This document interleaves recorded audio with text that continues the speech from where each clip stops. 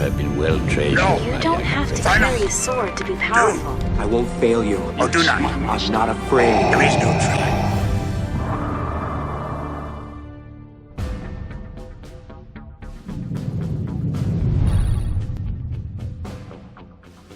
Welcome to part 2 in the match between the Hero Mill deck on the left, played by Diso, and the Kylo Mother Talzin deck on the right, played by Seth.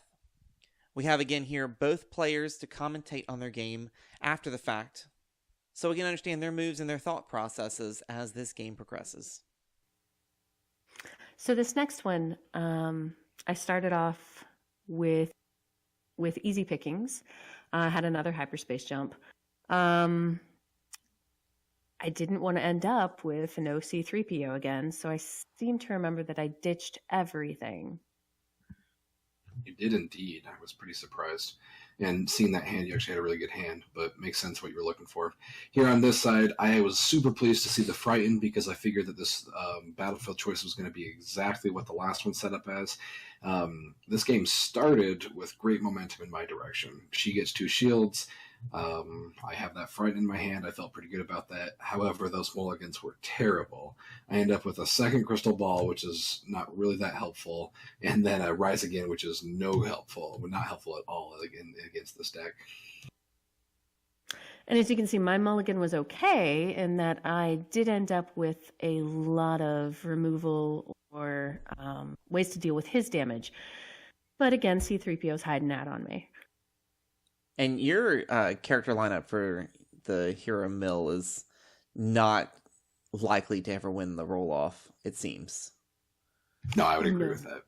It can roll a 6 max, and that's not very likely. So I felt good here. Ambush, great include. I think this one you have to read the Artificer write-up in order to know that the final list included this instead of a second Force Wave. So felt really good there. Avoided my, removed 2 shields, which is just like doing 2 damage for me because I know I'm gonna have to go through shields anyway.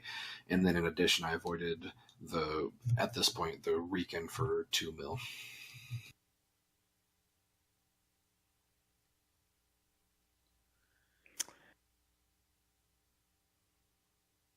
I believe at this point he rolls out 2 of the same melee sides. I sure did. I was super excited to do some good damage.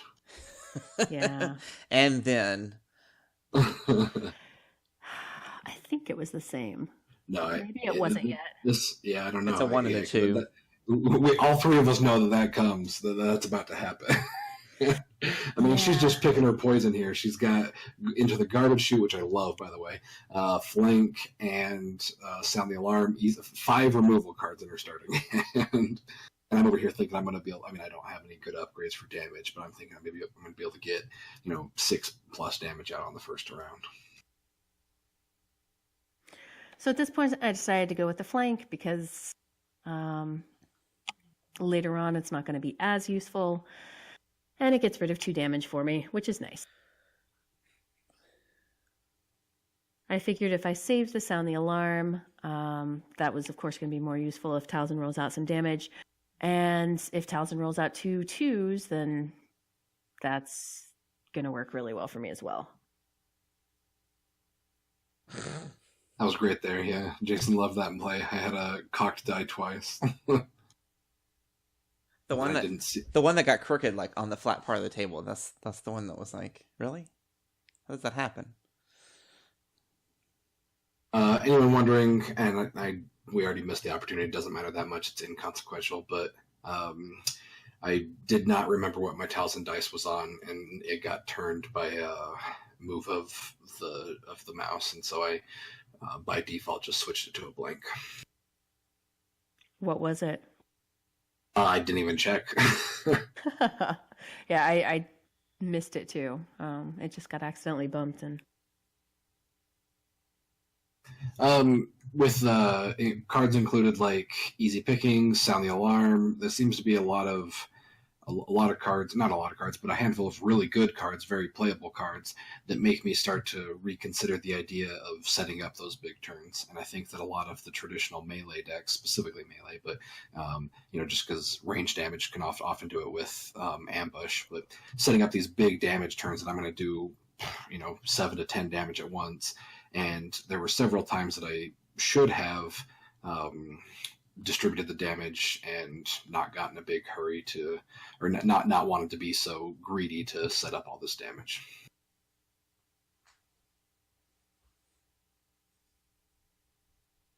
She re-rolls, she plays a sounding alarm. I have 3 damage showing, and it turns into 3 damage. At this point, I'm actually feeling great that I'm going to be able to do 5 damage to Yoda first turn with no extra upgrade help, and that she has no shields on her character. I was really feeling good in this match. Yeah, the early momentum was definitely in your favor. Getting rid of those shields early as this particular game progresses, your deck size was pretty much on par. I think the mill deck was only a couple cards ahead of you in terms of how many cards were left in the deck. I kept checking throughout the game. We'll talk exactly how many cards in the deck here at the end of this match. So Yoda, as you'll see, is not really rolling specials for me this game. He keeps giving me disrupts that I can't use. So I had discarded Into the Garbage Chute to try to hopefully get a special, because that would at least give me a shield to throw on to somebody, probably Yoda. And that's what I end up being able to do here, which allows me to still mill 2 off the top of his deck first round, which are actually 3 total, because Jehah Partisan, I get a shield, activate Rieekan. Still going into round 2, I felt pretty good to have a half-dead Yoda.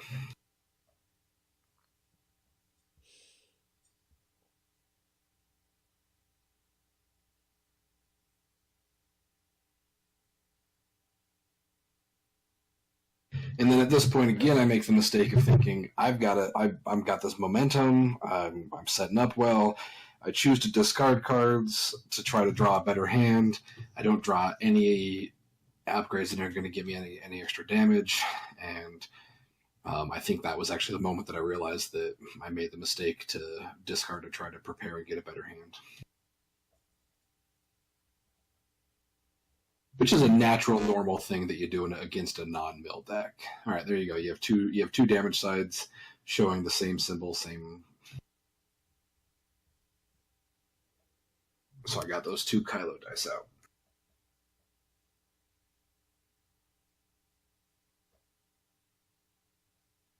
And here comes that sweet, easy picking. That's a really great card. This deck completely convinced me about that card. Yeah, I look at that one, and I wasn't originally convinced that situation was going to happen often enough, but especially when you're playing against elite characters, it happens more often than not. Yeah, also all the specials that are super popular right now.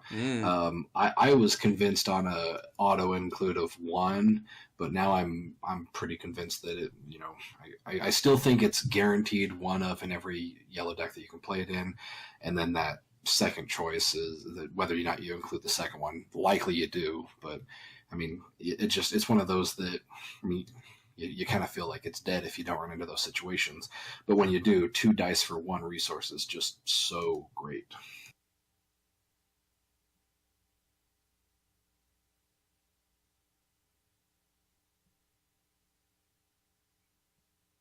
So this is the point where you turned it to another 2, is that right? Oh yeah, did you just easy pickings twice in a row? Is that what happens here?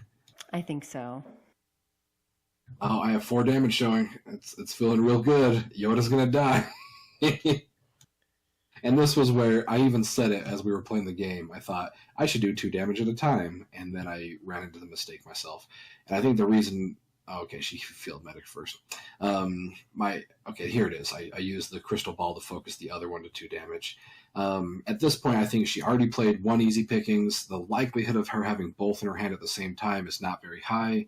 However, if I would have, I just lost out on 4 damage there. If I would have just done it 1 at a time, like we've already discussed, I could have, that Yoda still got a heal, but I could have got it back up to 8 damage there. And this turn was crippling because, as you can see, I've already got 5 of my dice removed, and Yoda's in a better situation than he was at the beginning of this round. And you tended to activate late throughout most of this particular game. Me? Yeah. In general, I tend to like decks where I can sit back, figure out what you're doing, and go from there. And that's, I think, in a mill deck, having that patience is key. Let them commit to whatever it is they're going to do and get the maximum efficiency out of whatever removal it is that you're going to use, whatever resources it is that you generate. And especially since I'm sitting at this point with no shields, so Rieekan is pretty useless. I wanted to make sure that I wasn't going to lose Yoda in round 2, because I think that would have been extremely detrimental for me moving forward.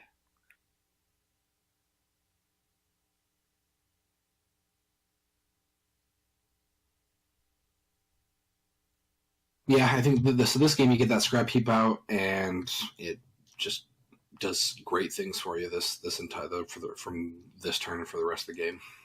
It does. It does some good work in this game. Secondary thought: we only have less than a full handful of uncommons in the whole game that go for any kind of real value, and right now cautions, I just noticed, are like $4 or $5 each. Kind of crazy. They're a really great card. I mean, it's basically, if you count that shields are basically equal to damage in reverse, a caution is 3 damage for nothing, except for 1 die, which you can't get that from anything except maybe a riposte, but in that you're still losing something. So I think caution is a fantastic card. If I have anything that has a blue hero in it, I put caution in. I think it's worth it. Yeah, great card, especially in a 3-character deck when your support characters have dice that you don't really care about, or when you're Diso and you don't roll specials on Yoda. Exactly.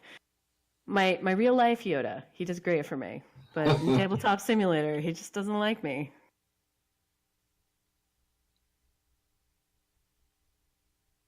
Interestingly, my Partisan was not really great at rolling, even though it's a third of his die. He wasn't really great at rolling.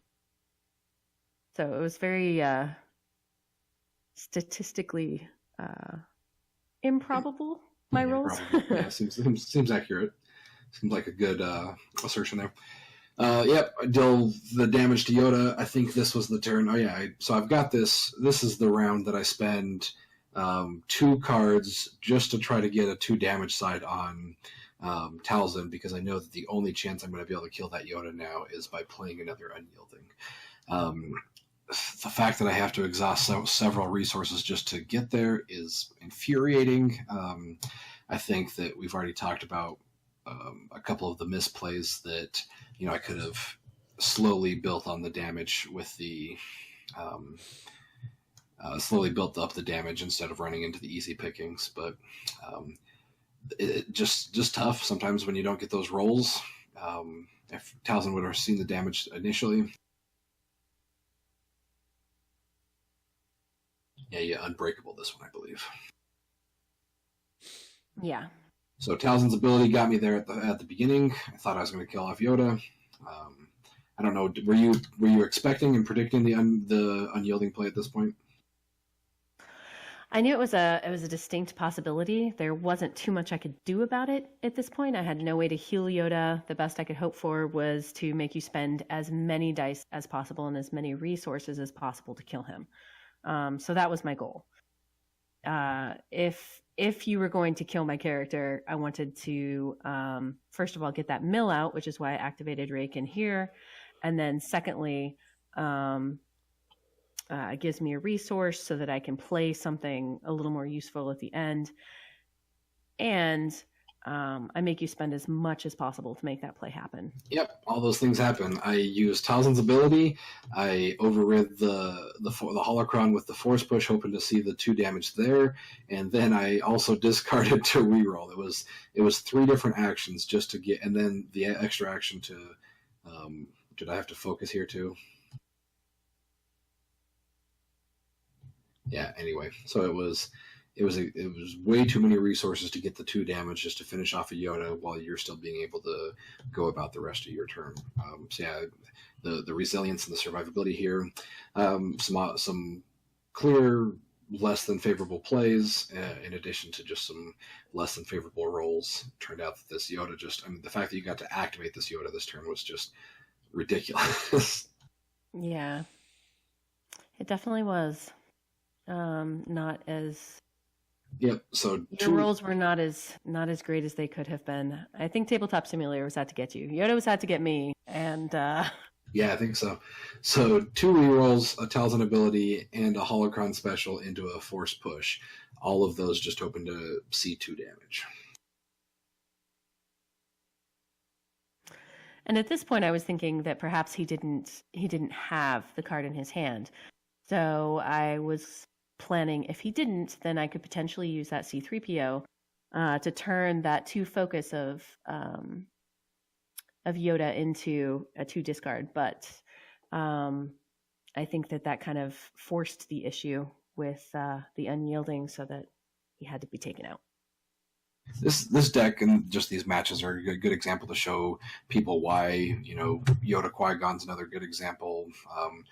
R2P2, those decks that produce a lot of shields, that's a good example of why unyielding. Oftentimes we don't want to include a card like that because we want to run another removal, or we want to run damage out of, I guess that is damage at hand, but we want to run something flashier and more exciting. But I strongly would encourage people to consider that unyielding in many blue villain decks.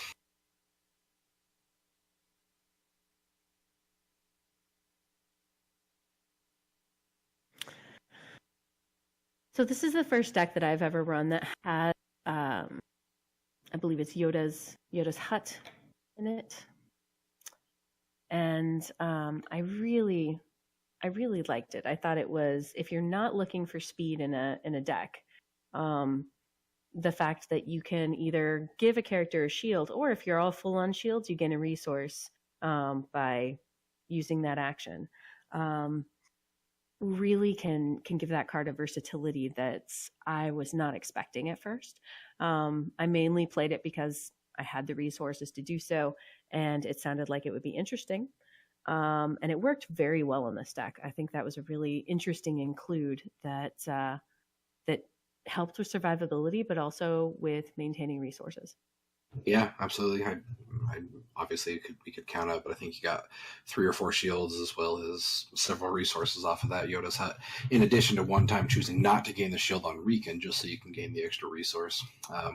And one thing I was thinking about is a lot of those 2 cost plus supports, if they weren't fantastic vehicles, they were being ignored early on because everyone was focusing on upgrades. And then these decks started to surface that would play such few amount of upgrades that why not spend your resources on those great supports? We're also willing to spend 2-3 resources on our upgrades, but if your deck doesn't run upgrades, then spend those same amount of resources on the supports.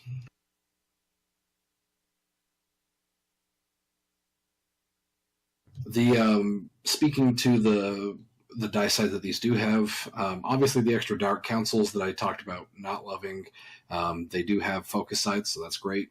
The draw card's nice, but I will admit that several times during this game, as I wasn't rolling what I wanted, that a focus would have really helped me out there, and did not get the focus that I was hoping for.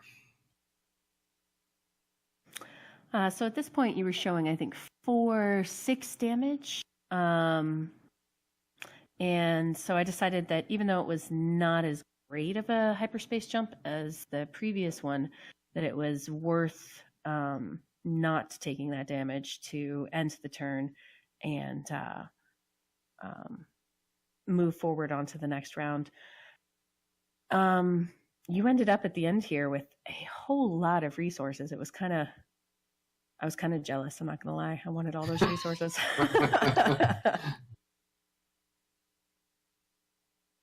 Should take a picture and show Kim all the resources I have there. Yeah.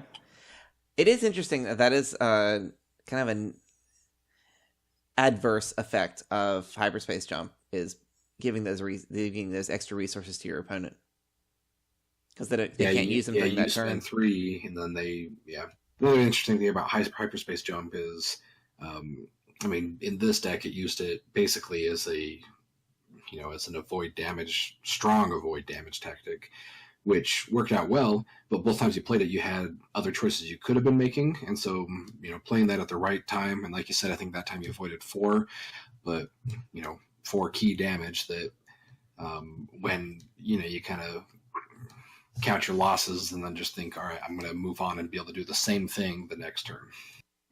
Yeah. I think that on that turn, I didn't have anything else for removal. And so it was a hard choice to make. I had the air superiority, but I did know that you had another, what was it?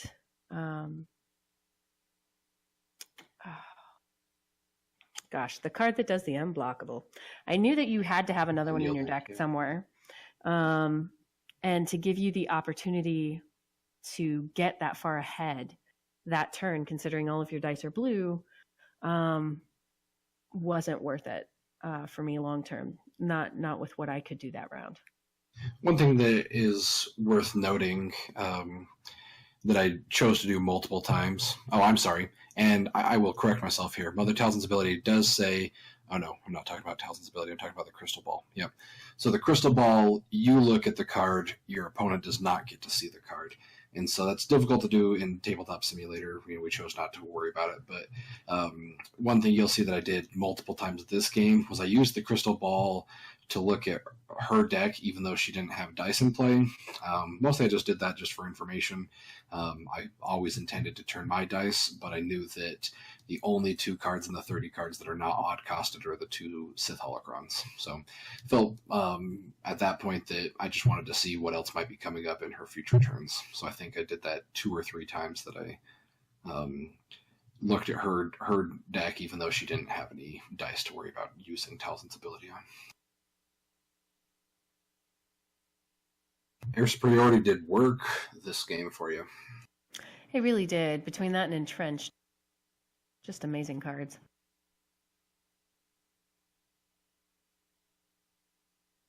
So here's that second Unyielding, which still ended up with me getting 4, which made my Protective Mentor useless at this point.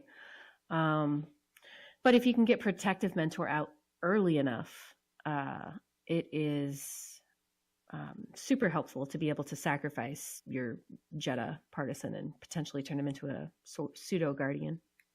Yeah, this was the other one I would love to hear the viewer's opinion on. As you see the rest of this game play out, did I play this Unyielding too early? My thought here is because of that Protective Mentor and the Air Superiority, I thought that shields were only going to increase. Ideally, I want to use the Unyielding for a sneak attack kill that the opponent hopefully doesn't see coming. But I made the judgment call here that with the Air Superiority and other shield cards that I was only going to see more. And here comes the Yoda's hut to show that I'm only going to see more shields. So curious to hear what everyone else has to think if I cast that. And then the other problem is, would I have just lost it from my hand through her claiming or using C-3PO to discard from hand? So that's why I played the Unyielding as early as I did here.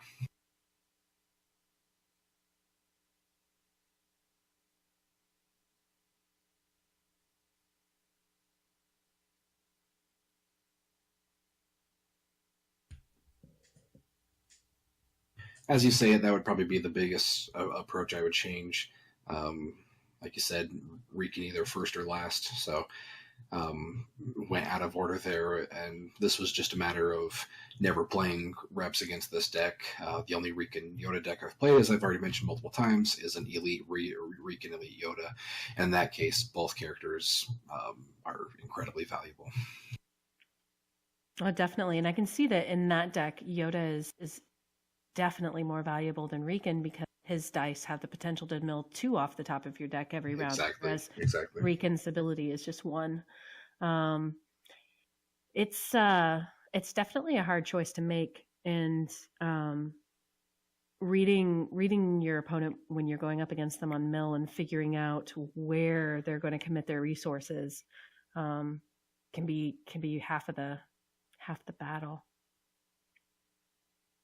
So here I finally get my chance cubes, and I have a C3PO, which is fantastic. Been hoping for this scenario all game. And why don't you? I think most people are aware of many people are aware of the play, but for those who aren't, why don't you walk us through why Chance Cube with C3PO in a mill deck is so strong? I think you've alluded to it before, but walk through exactly what you can do there. So the hope is that if you can get the Chance Cube out and get it to a 3, you then roll out C3PO's die, and you can resolve that 3 as a 3 discard from hand, which is super important for a hero mill deck, because there's not a lot of discard from hand that's available with Hero Mill. There's kind of the opposite problem for Villain Mill. They can discard out of your hand really well, but getting out of the deck is not as easy for them, except for buyout. So being able to get a C3PO and a Chance Cube out at the same time is great. The problem is that I'm really needing shields, and I have no way to pay for everything without potentially losing Rieekan. So at this point, I activated him so that I could discard a card and get a resource from my scrap pile. And at that point, I have 3 resources to spend potentially on the entrenched if my opponent rolls really well. Now, if I spend those 3 resources, I won't be able to activate my Chance Cube, which is a risk that I was taking.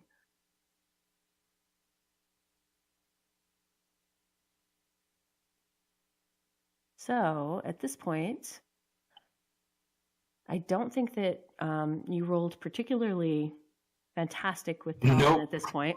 No, definitely not. And so I had 2 potential damage coming in at me. I could have spent the 3 resources and prevented all of that from coming in and still had a shield left on him, but I would be wasting 2 of the 5 shields that I get from entrenched.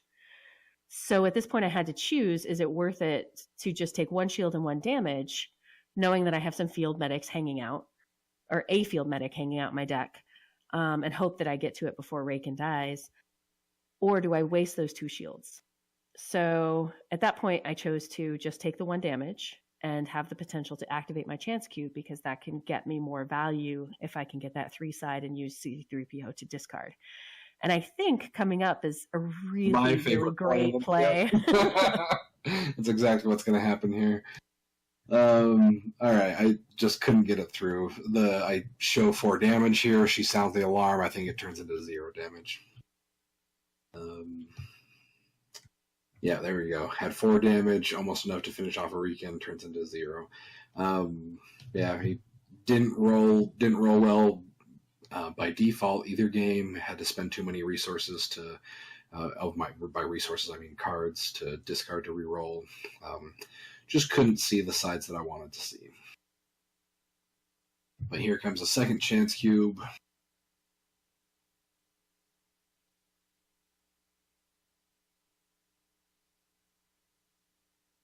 And then nothing but shields in hand. So another entrenched and another air superiority, which is just frustrating. I'm gonna rewatch this and count through how much extra damage I had to try to chew through. So at this point right here, Protective Mentor really, really paid for itself just to keep Rieekan alive. I believe it's 1 or 2 more turns, thanks to being able to use the Jehah Partisan's shields to block that damage. So I roll in and I'm like, oh, well, that's not too bad. It's not too terrible. Hoping to do a discard to see a 3 side on that Chance Cube. Yeah, hoping to see a 3 side, hoping to get that C3PO out there. But first you used your force push to turn everything to blanks for me. And then once I fall into that trap, I'm showing all kinds of blanks, thinking I'm okay still. This was great. So a Feel Your Anger removing 4 dice just feels fantastic. Even if I didn't use the Force Push, it wouldn't have been as great, but it is nice that those dice have 2 blanks each for Chance Cube and C-3PO. But I felt like I finally had one round-altering play after I had several of them played against me. That was a fantastic play. Really well done. Let's see here. So... Lost the Entrenched off a discard. Yes. Still have the Yoda's Hut and the Air Superiority plus another Air Superiority in your hand. And that's how the rest of this game goes, is shields and not being able to roll damage. So at this point I pull into, I believe it's Spirit of Rebellion, and then I also Entrenched again, which is nice. And then I also have the option for the hyperspace jump if I choose to use it.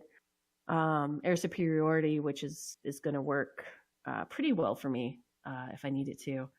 But you've accumulated so many resources at this point that you're just straight casting these force abilities out of your hand. Honestly, just hoping that I get enough. What did I? Oh yeah, that's right. Oh, you had claimed. That's what happened here. Yeah, I had claimed, and those resources were just super tempting.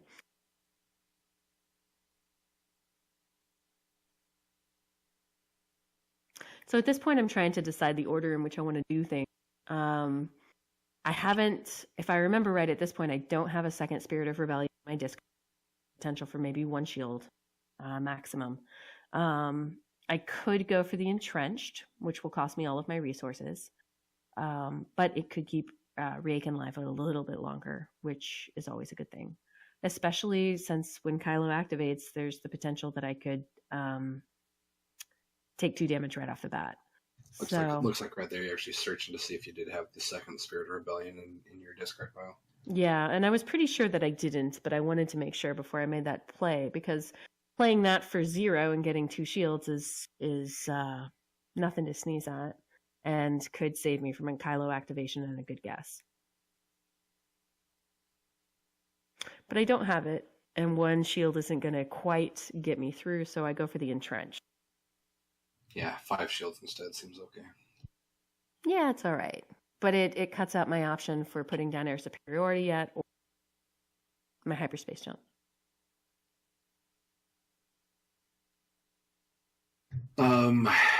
Perhaps I would have played the Force Push, or should have played the Force Push instead of the Force Throw once I realized that she spent her resources to play the Entrenched. I was hoping to play the Force Throw to look at the 3 damage side coming from the Chance Cubes, but obviously I'm not going to be able to see that unless she has other resources. And at this point, I'm trying to get a resource with my scrap pile. And I, of course, make the rookie mistake and still have my die highlighted when I activate my card. But I get the resource, and I'm hoping to at least give the illusion that I have some removal in my hand. And if I can't do that, then I can at least get some more shields out onto the table with Air Superiority with 1 resource. I had a Kylo special for the first round in a handful. Got to chip away some of those shields.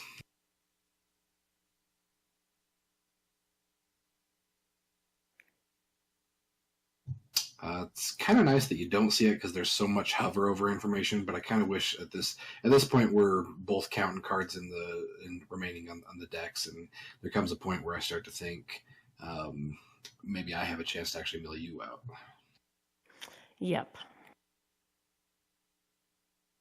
But I don't think that's quite this round yet.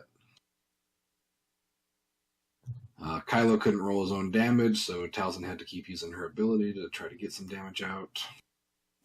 And on that last play, I used the Yoda's Hut, and instead of giving a shield to Rieekan, I took the 1 resource since I had 3 shields on the Jehah. This will make it so that I can activate potentially my Chance Cube. And I think at this point you had 1 card left. Yep. Yeah, just the one card. Chose to just turn into some range damage. Oh, no. Okay, there we go. Again, I think my thought was I'm going to have to discard to reroll anyway. Talzin has a chance to discard into focus sides. Knowing that you were building up those resources for the chance cubes, I should have focused the force throw to a special instead.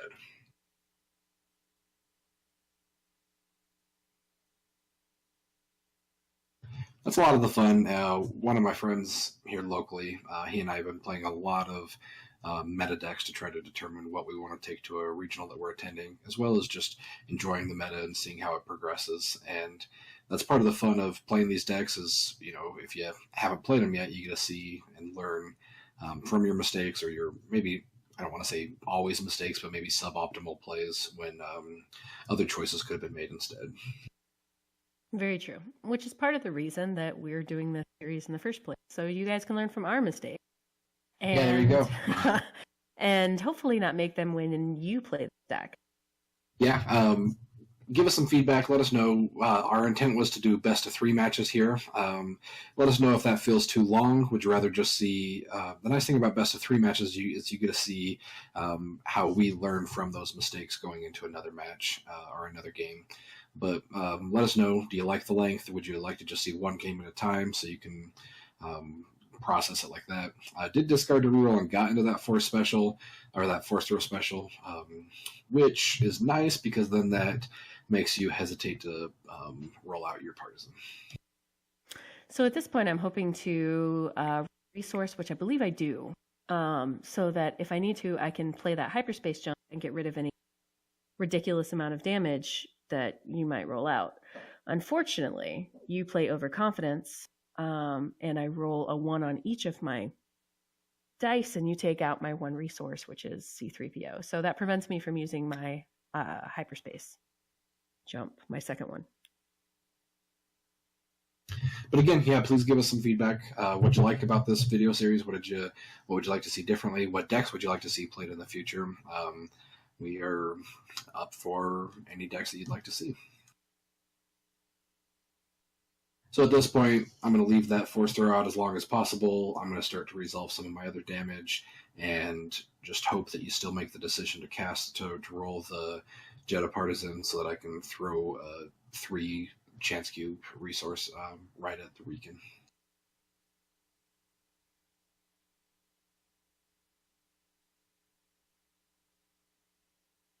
And I'm just trying to keep Rieekan alive long enough that I have a little bit more hit points for you to have to dig through next round, since I don't have C3PO to be able to discard direct hand for a whole lot. Using that Protective Mentor there. Yep, Protective Mentor, doing some work again.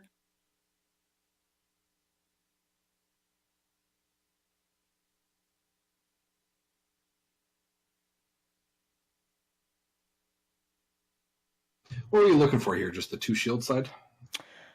2 shield side would be nice, just to keep him alive a little longer. I think that was my main situation. Goal. Yeah, in this situation, I get to do 8 damage, but with 6 shields, I only get to do 2 on Rieekan. That really, I had for the first round in quite a while, I had 8 damage showing. You didn't have the resources to play that hyperspace jump. I did avoid that. But then I had to chew through 6 shields and just to get 2 damage on Rieekan. And maybe that's the situation that I played the Unyielding too soon. But the Unyielding allowed me to get 4 unblockable damage on Rieekan that previously wasn't there.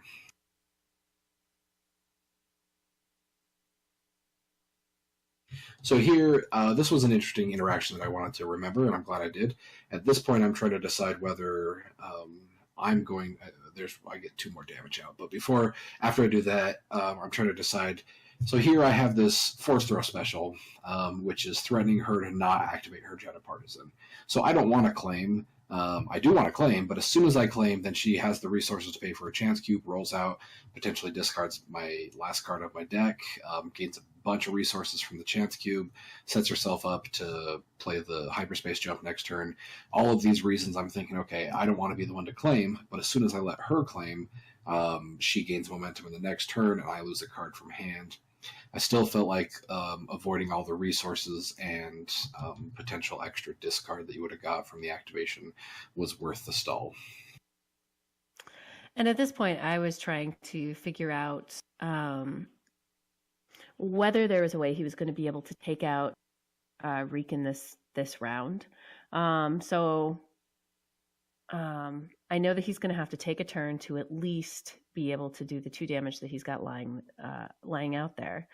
And so getting out this extra shield is going to make it so that I at least have something to go with next round to generate some shields onto that Partisan.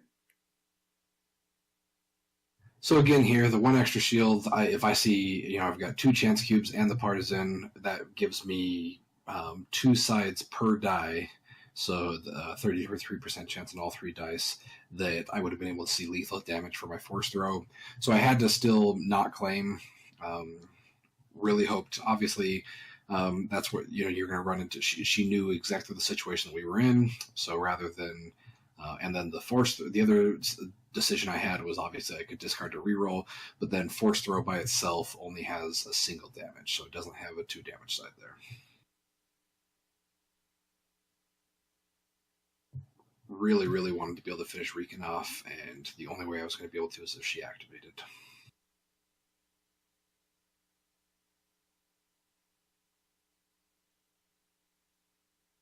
So at this point, I'm just making sure that the chances are low that he's going to be able to kill Rieekan by re-rolling that die.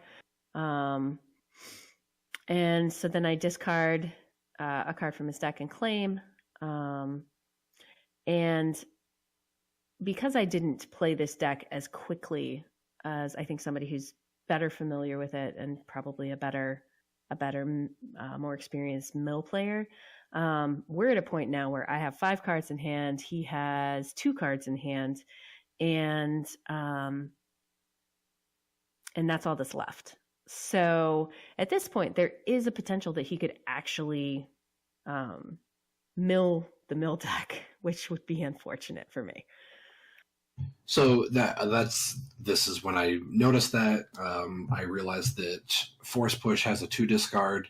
I've got a chance to play another Force Push. Talzin has a single discard. So if I get another Force Push out there, and if I just roll naturally 4 discards, then we have a chance to actually.